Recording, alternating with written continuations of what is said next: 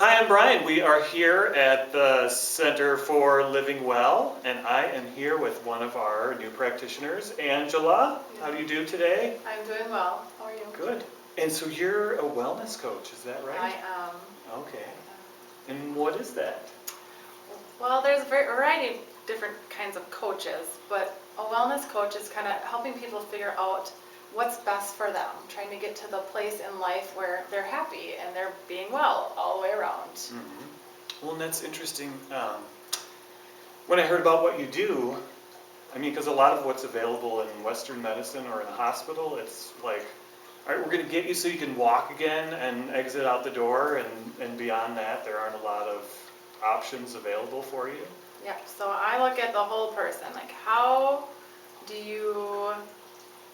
where do you need to be? What do you want to do? What is going to help you to thrive in life? Mm-hmm. And I would think, I mean, obviously a lot of people, there's a lot of different people in life, but some people have a hard time getting kind of an objective assessment of what they want, where they want to go, how they can get there. Yeah. And I'm sure they can't get that from their family and friends a lot of the time either. No, so we'll help them go through and narrow down the areas that they want to work on, and then maybe find other areas that, as they're going through that process, that they really need to work on. Mm-hmm. That they didn't really consider. Yeah, absolutely, absolutely. Mm-hmm. So how did you get into this work? I have always liked helping people, and I'm an occupational therapist by trade. And I just wanted to find another avenue, something that's a little bit different, but still kind of uses those skills, but not specifically occupational therapist. Mm-hmm. Interesting. So I would guess in your occupational therapy work, you're like, I wish I could help these people in the next level, the next step. Yep, so this gives me a different way to work through it. Mm-hmm. So what sorts of different modalities and tools and tricks do you use? Well, not tricks, but... Yeah. Well, typically it really depends on the person. What are they open to? What are they trying to get to? And then I will cater it to them. So in the same way that I do my therapy, I really cater it to that person, and I look outside the box as like, okay, this is not working for this patient, even though it might be a cookie cutter setup. Mm-hmm. So that's how I intend on implementing that with my clients. Cool. So, and you're here now at the Center for Living Well. I am. You'll be working out of here? Yes.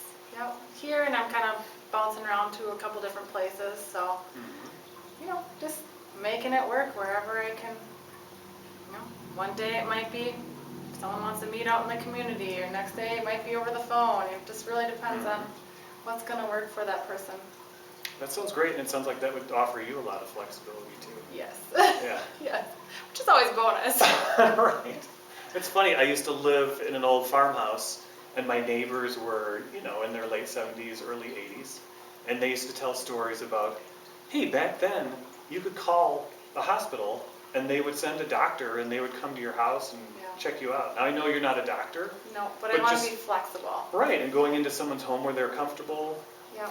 Yep, trying to bring out the best in the person so that they can achieve the goals that they want to achieve. Mm-hmm. Cool. So let's say I came in to see you. How would we start our conversation? The first Because you could tell I'm nervous. Well, the first time would be an interview to see, why are you even coming here? What do you want out of this experience, and how are we going to get you to that point? So first we would see if you think that we work together, and if I think that we work well together. And then from there, we would establish goals, obstacles, how we're going to get there, and slowly work through the plan to get there. Mm-hmm. And it could be anything, right? I mean, it could be anything. I'm having money issues, I can't seem to get a date, I'm just not happy, I don't feel spiritually connected to anything. Yeah, mainly I want to get people in the right frame of mind that, something might be difficult, or they might be having a struggle. And it might be a process to get through that. So I'm there to help guide them and help them look within to figure out what route that they want to go to get through that. So I've got a few different programs. I've got one that's a year-long base where it'd be once a month meeting up with them with a follow-up if needed. Got people that would do once a week, once every other week. There's a lot of different options. Right. That's great. And it seems, I mean, I guess I don't I hear what you're saying, and I understand what you're saying, but you know that there have been people who might be afraid to go in to see a psychiatrist or even someone that helps them work out and get more buffed. And it sounds a lot more down to earth and open. Yeah, and they welcoming lead it. some If of they those decide things. that it's not for them, then maybe we find a different realm of how are we going to get you to the point where you want to be, because this is obviously their goal. Mhm. And I don't feed them that information. I ask them, like, how are they going to get there, and kind of help them to figure out what's within them to help get that, to achieve their goals. Right. Well, that sounds awesome. Yeah. I'm so glad you're here with us at the Thank Center you. for Living Thank Life. you. I'm glad to be here too. Yeah, thank you. Thank you very much. Thanks for joining us. Thank you.